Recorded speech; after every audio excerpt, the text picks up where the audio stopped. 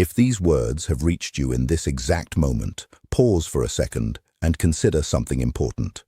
Not everything in life shows up by coincidence. Not every message arrives randomly while your mind is quietly wrestling with unanswered questions. Something within you has been searching for meaning, for clarity, for a sign that cuts through the confusion you've been carrying. And that is exactly why you are here right now. The person you've been thinking about, the one who keeps resurfacing in your silent moments, the one whose absence feels heavier than their presence ever did, feels connected to this moment more than you might realize. Stay with this, because what you're about to understand may completely shift how you interpret their distance. It may dismantle the story your mind has been replaying in the quiet hours of the night, the story that whispers you weren't enough. The story that suggests they moved on without a second thought. The story that insists their silence means you no longer matter. But that story may not be the truth. Silence is often misunderstood. It is easy to label it as emptiness, as indifference, as the end of something meaningful. But silence is not always hollow. Sometimes it is filled with emotion that has no clear outlet. Confusion, intensity, fear, and thoughts too heavy to translate into words. And when people reach a point where their inner world becomes overwhelming, they often don't express it.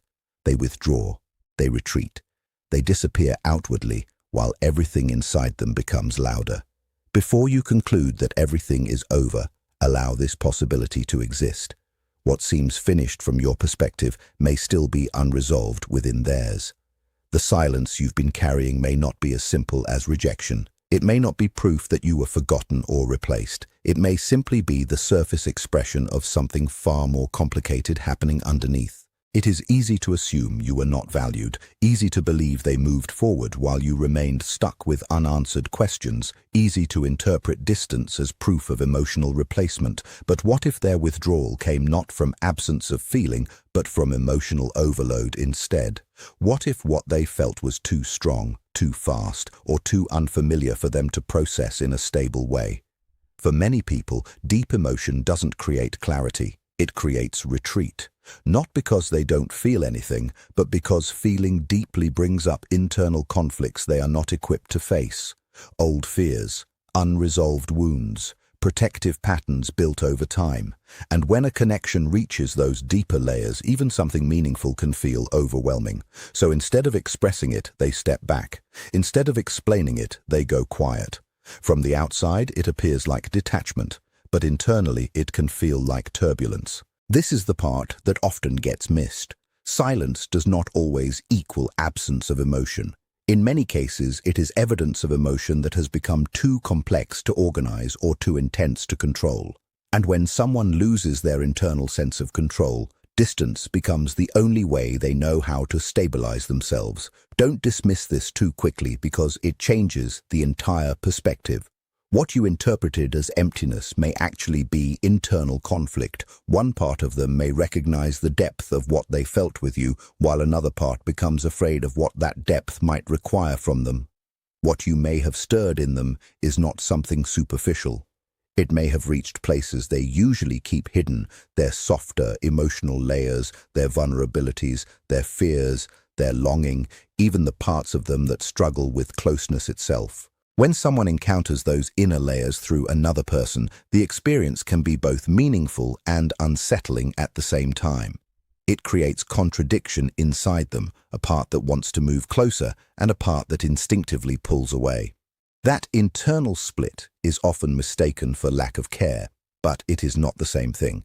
Their distance may not reflect your worth. It may reflect their capacity to hold what you awakened inside them. And that difference matters more than it seems.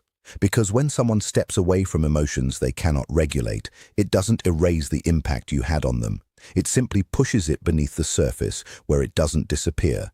It lingers, quietly, indirectly, often resurfacing in unexpected ways. You may no longer be part of their daily world, but that does not mean you are absent from their internal one.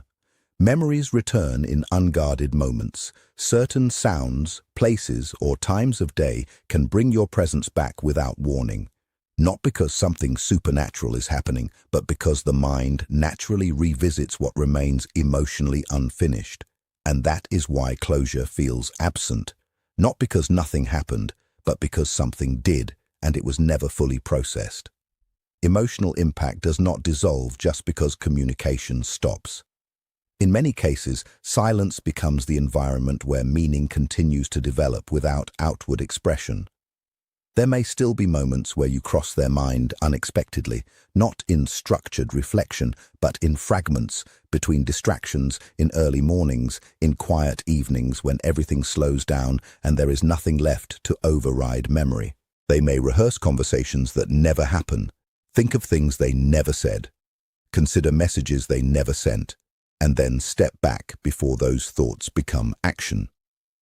From the outside, life continues normally. But internally, processing does not require visibility. A person can look composed while still carrying unresolved emotional movement beneath the surface. And over time, this can subtly change how they perceive other connections. New experiences may feel different, not necessarily worse, but less emotionally charged. Not because life lost meaning, but because certain connections leave a lasting imprint that reshapes perception. If you've felt sudden emotional shifts or unexpected reminders, it does not mean something external is controlling your thoughts. It simply means the mind pays closer attention to what it has not fully resolved. Emotion sharpens awareness. Uncertainty strengthens memory. But this isn't only about them, it is also about you and the human need for closure. When something meaningful remains unresolved, both people continue evolving in ways that are not immediately visible. Questions begin to form on their side as well. Questions about what the connection meant, about whether stepping back was protection or loss, about what was left unsaid and whether it still matters. And those questions rarely resolve instantly. They surface slowly, inconsistently, sometimes unexpectedly, often in waves. One moment there is certainty, the next doubt returns quietly. That is why outward change, if it ever comes, can feel sudden, because most of the real emotional movement happens long before anything is ever expressed, and this is where your understanding has to shift, because while change may be unfolding within them, the same is quietly happening within you. Waiting has a way of exposing your inner emotional structure. It reveals how much of your attention becomes tied to anticipation. It shows how quickly the mind fills silence with stories when facts are missing. It uncovers what uncertainty draws out of you, the hope, the fear, the longing, and the constant need to make sense of what you don't yet understand. None of this makes you fragile. It makes you human. But staying in that space for too long creates something subtle and dangerous. You begin organizing your life around a possibility instead of your actual reality. And this is where the shift begins. The goal is never to shut down what you feel. It is to stop allowing unresolved emotion to become the center of your entire inner world. As time passes, something quiet starts to happen. Your focus slowly begins returning to you, not suddenly, not perfectly, but gradually, in small and almost unnoticeable ways. You start noticing your own routines again, your own thoughts, your own interests, your own direction. You begin to remember that your life has always contained more than this one emotional thread, even if that connection once felt like it defined everything. This doesn't erase what you felt. It doesn't deny its importance. It simply means you stop vanishing into someone else's silence. You start reclaiming the parts of yourself that got lost in overthinking, waiting, analyzing, and hoping for something outside your control. And that shift is powerful, because when longing becomes less consuming, clarity begins to surface. The emotion may still exist, but it no longer carries you like a wave you can't escape. Instead, you begin to carry it, with awareness, with balance, with space around it. That changes everything. It means that if contact ever returns, it will not meet the same version of you who was once overwhelmed by uncertainty. It will meet someone more grounded, someone clearer, someone no longer defined by waiting. This is where emotional maturity quietly takes root. Not when every answer finally arrives, but when you learn how to live fully without them. Not when silence ends, but when silence no longer decides your worth. And that inner shift is not minor. It reshapes how you see them, how you see yourself, and how you respond to whatever comes next. If a message ever does break through that silence, it will likely not arrive in the controlled, polished way people imagine during emotional waiting. It will not be neatly structured or emotionally perfect. More often, it comes unexpectedly, in an ordinary moment that suddenly stops feeling ordinary. A message, a call, an appearance you didn't prepare for. And what gives it weight is not just the content, but everything behind it.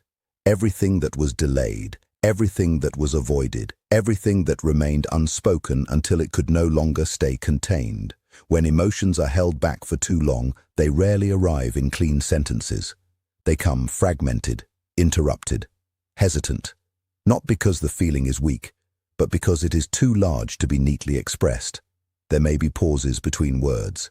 There may be unfinished thoughts. There may be a level of honesty that even surprises the person speaking it. And in those moments, you may need to listen beyond the surface, beyond awkward phrasing, beyond uncertainty, beyond imperfect delivery.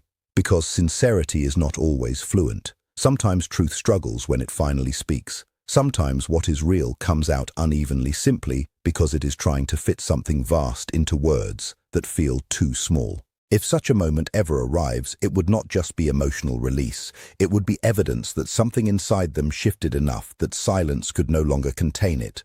But even then, nothing is automatically resolved. This part is crucial to understand. Real emotion does not erase fear. Missing someone does not instantly create readiness.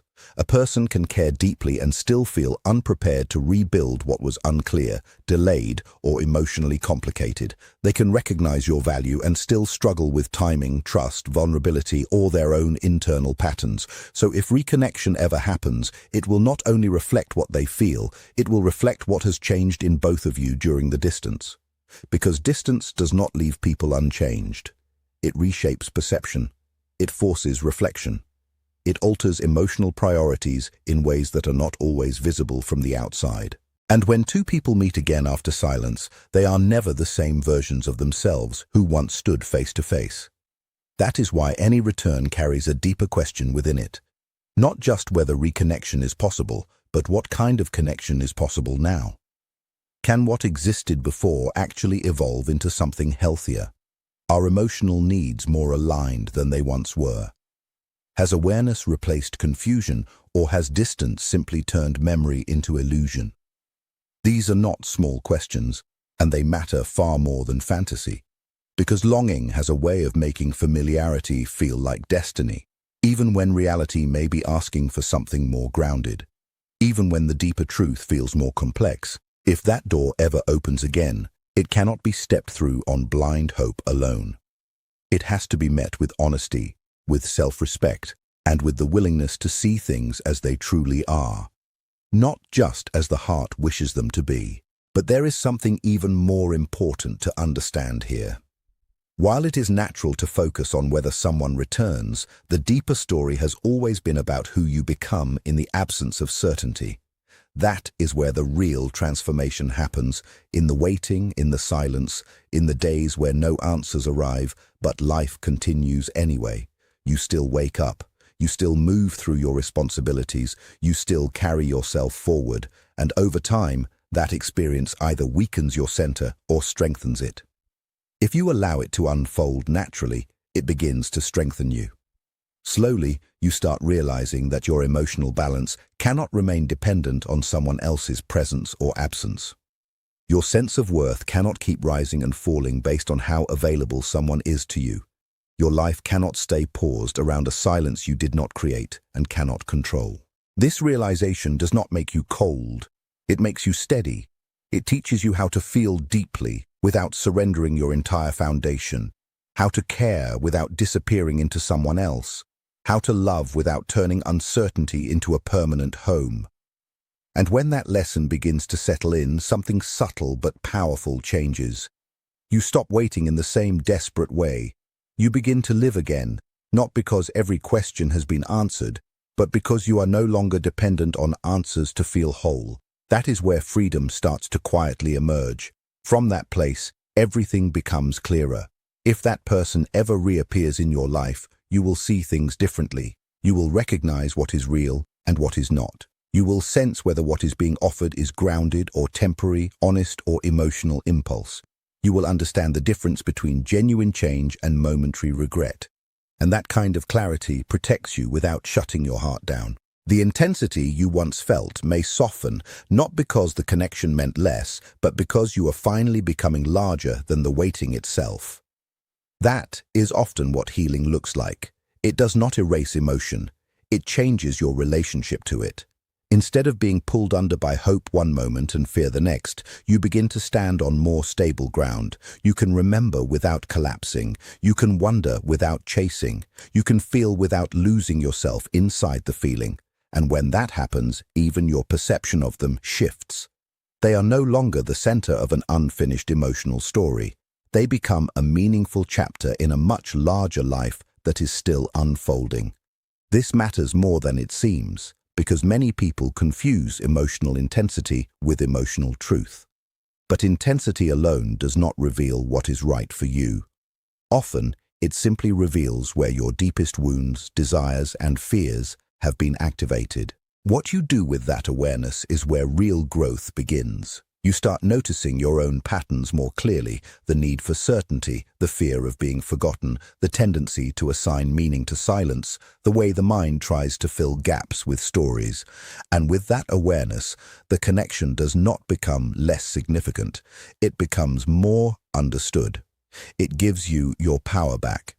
It allows you to hold the memory with clarity instead of desperation, with openness instead of attachment that tightens around you. And this is the part you should not overlook. The most important answer is not whether they return. It is who you become when you no longer need their return to feel complete. Still, life is not always predictable. Sometimes people do come back. Silence breaks. Words finally arrive. Emotions that were buried start rising again because they can no longer be contained. And if that happens, it rarely comes in a perfect form. It is not usually polished or easy to receive. It may arrive messy, emotional, unstructured, because what has been held back for too long rarely comes out neatly. There may be hesitation in their voice, words that don't flow smoothly, truths spoken in fragments rather than full sentences. Not because the feeling is small, but because it is overwhelming. And in those moments, you are asked to listen beyond the surface, beyond awkward expression, beyond uncertainty in delivery. Because sincerity is not always fluent. Sometimes truth arrives shaky, simply because it is real. If that moment ever comes, it would mean something inside them finally shifted enough that silence could no longer hold everything in.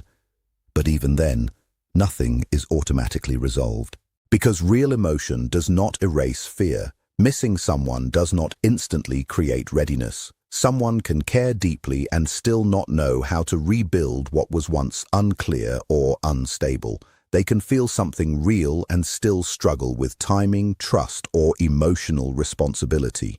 So if reconnection happens, it will not only reflect what they feel, it will reflect what has changed in both of you during the distance. And distance always changes people. It reshapes perspective. It forces reflection. It alters emotional priorities in ways that are not always visible from the outside. And when two people meet again after silence, they are never the same versions they once were.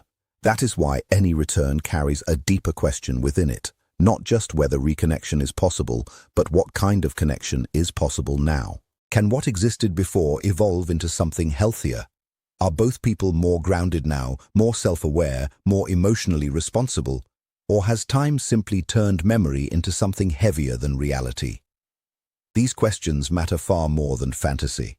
Because longing has a way of making familiarity feel like destiny, even when reality may be asking for discernment, and even when the truth is more complicated, one thing remains clear. If that door ever opens again, it must be entered with clarity, not blindness, with self-respect, not desperation, with awareness, not illusion. Because while you may be wondering about them, life has also been shaping you in silence. Waiting reveals things about you that certainty never could. It shows how quickly the mind attaches meaning to absence. It shows how deeply you can feel. And it shows where your emotional energy tends to go when nothing is being returned. None of that is weakness. It is awareness forming through experience. But if you stay in that loop too long, your life begins to orbit around a possibility instead of your actual present, and that is where the shift becomes necessary, not to stop feeling, but to stop letting unanswered emotion become your entire reality, and slowly, almost quietly, something changes. Your attention begins to return to yourself, your routines, your interests, your thoughts, your direction. You begin to remember that your life has always been bigger than one connection, no matter how deeply it touched you. This is not about erasing meaning. It is about reclaiming yourself from waiting. Because when longing becomes less consuming, clarity begins to form. You still feel, but you are no longer carried by it. You hold it instead, and that changes how you move forward. It means that if anything ever returns, it meets a different version of you. Someone more grounded, more self-aware, no longer defined by uncertainty. That is emotional maturity. Not when everything is answered, but when you learn to live fully even without answers. Not when silence ends, but when silence no longer controls your worth. From there, any future interaction, if it comes, will not define you. You will define how it is held. And whether it comes or not, one truth remains steady. Your story was never meant to end in someone else's silence. It continues shaping you, refining you, returning you to yourself. So breathe. Let silence be silence, not a verdict on your value. Let questions exist without letting them consume you. Let memory remain, but not rule you. And keep returning to the life that is still yours to live. Because the real transformation was never only about them. It was about you becoming someone who no longer loses themselves in the waiting. In the end, this was never only about someone else's silence or whether they return or what they truly felt and never said. It was always about what that silence revealed within you. Because when everything is uncertain, you are forced to meet yourself without distraction. You see where your peace was placed, how easily your thoughts attach to absence, and how deeply you can feel even without clarity. And in that space, something important begins to shift. You stop measuring your worth through unanswered questions. You stop building your emotional world around what you cannot control, and slowly you return to something more stable, your own life, your own presence, your own center. Maybe they return, maybe they don't. But that is no longer the foundation of your peace. What matters more is that you no longer abandon yourself in the process of waiting. Because real closure is not when everything is explained. It is when you no longer need every explanation to feel whole. And once you reach that place, the silence loses its power, not because it was resolved, but because you were no longer defined by it.